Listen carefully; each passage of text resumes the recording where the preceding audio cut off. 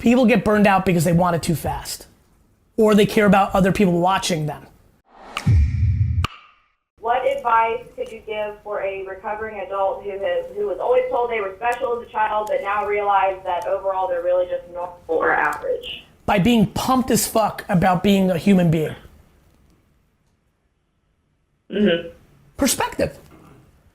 I'm with you. Listen, you know you're asking me a hot button topic for me question because you know my stuff. That's okay.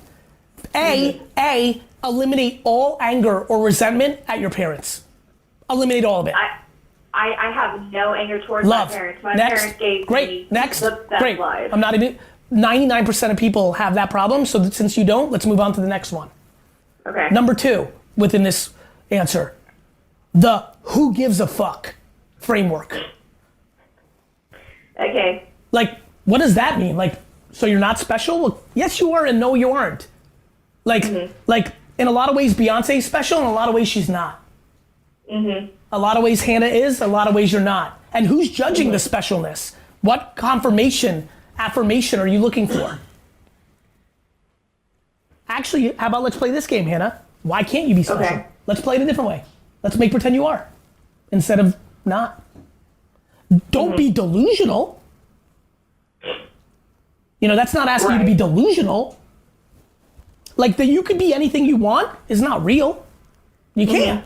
You cannot be a world-class rapper or skier or painter if you want to, if you do not have natural talent to make you the best in the world. Right. However, you could go after all 3 of those if you're willing to be happy that you did. You could. Yeah, I guess that's true. I know it's true. I don't think we spend enough time. We put fucking Zucks and Elon Musk and fucking, Meg Whitman on pedestals. Why don't we start putting, Sally, who's a ski instructor who makes $49K a year because at 13 she decided she loved skiing, had the humility at 16 to realize she's not going to the Olympics, but then realized happiness was the only way to actually live your fucking life, and moved to Aspen and started from the bottom and got to a $63,000 a year job being a ski instructor at a tier 3 ski place and lives by her means and is happy as fuck every day of her life. Why can't we put her on a fucking pedestal? Maybe because our self-image is so low and she's just more relatable than Elon Musk, so Elon Musk instantly becomes cooler. Of course, but that's our insecurities manifesting. Fuck those. Right. My husband doesn't believe I'm actually on the phone with you. He's sitting next to me. What's his name? His name's Daniel. Hey, Daniel. What's up? What's up, bro? It's really me, bro. This is not an automated message.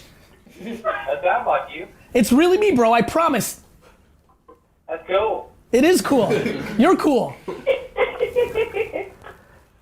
He's a horseshoer.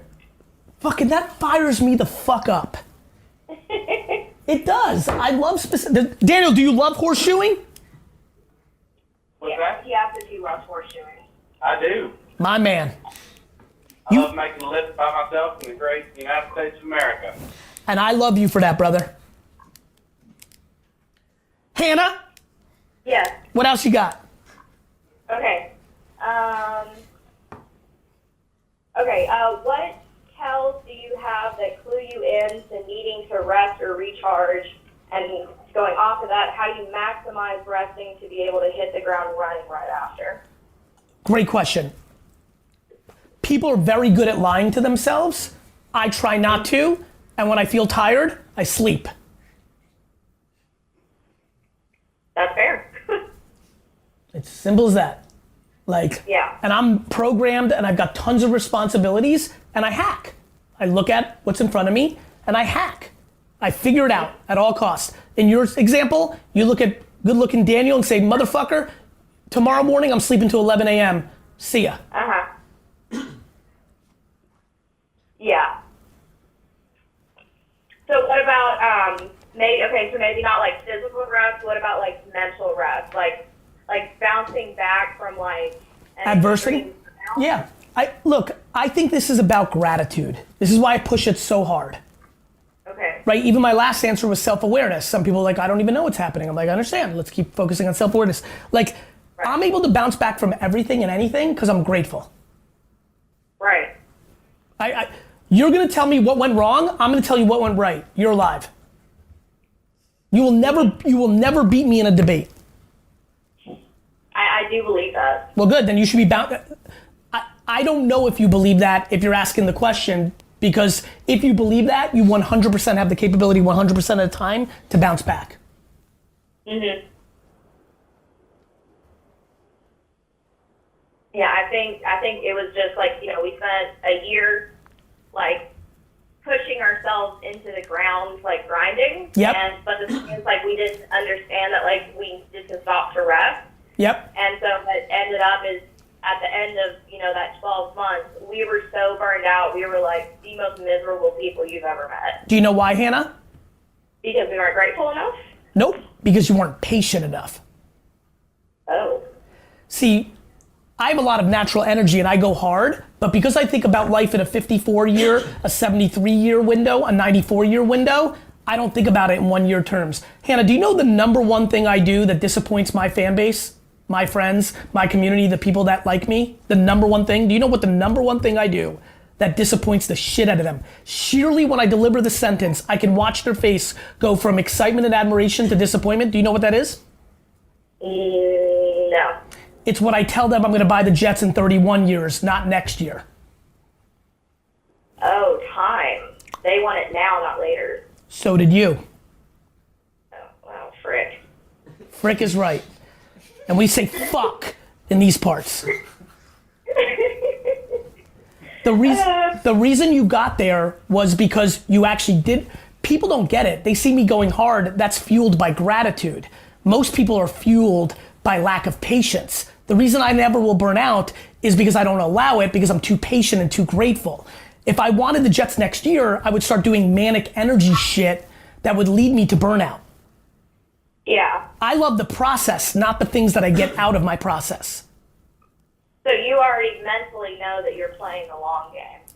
I'm actually not even that interested in buying the Jets. I'm interested in the game of trying to buy the Jets, which allows me to never actually burn out or not have resentment or pain when I'm 89 and it becomes wildly aware to me that I can't buy the Jets. Mm-hmm. I'm not in it for the $1 million. I'm not in it for the Jets. I'm in it for feeling great about my process, leaving good along the way that leads to admiration and a reputation and respect and legacy and having fun every day along the way. If I wasn't gonna do that, if I didn't care about that, I would never go to a sports card show for an entire week in the last week of July, because that's not gonna be ROI positive. Through the years, over the last decade, so many people judge me for my behaviors. They're like, that's not gonna help him get the Jets. That's not gonna help him get the Jets. That's not gonna help him get the Jets, because they're not listening to me. Just because I have a professional business goal doesn't mean that I'm anxious or disappointed if it doesn't happen. I love the game. People get burned out because they want it too fast, or they care about other people watching them. I'd be burned out every day if I took in the judgment of the outside audience. Yesterday, 90% of the advertising industry was making fun of me on Twitter because they made a subjective call on our 3 Super Bowl commercials. Mm-hmm. If I took that to heart, I'd be upset today. Instead, I'm happy as fuck because their opinions don't matter. The business results do. Right. Oh, heck. Good, we're moving up the ranks. I like this. We went from frick to heck. Let me keep talking, I might get you to fuck. Okay, should I ask you another question? I have to go because my admins are staring at me in an evil way, but I love you and I hope you rewatch this and really understand what we're talking about. Okay, no, I absolutely will, and I really, really appreciate your time, sir.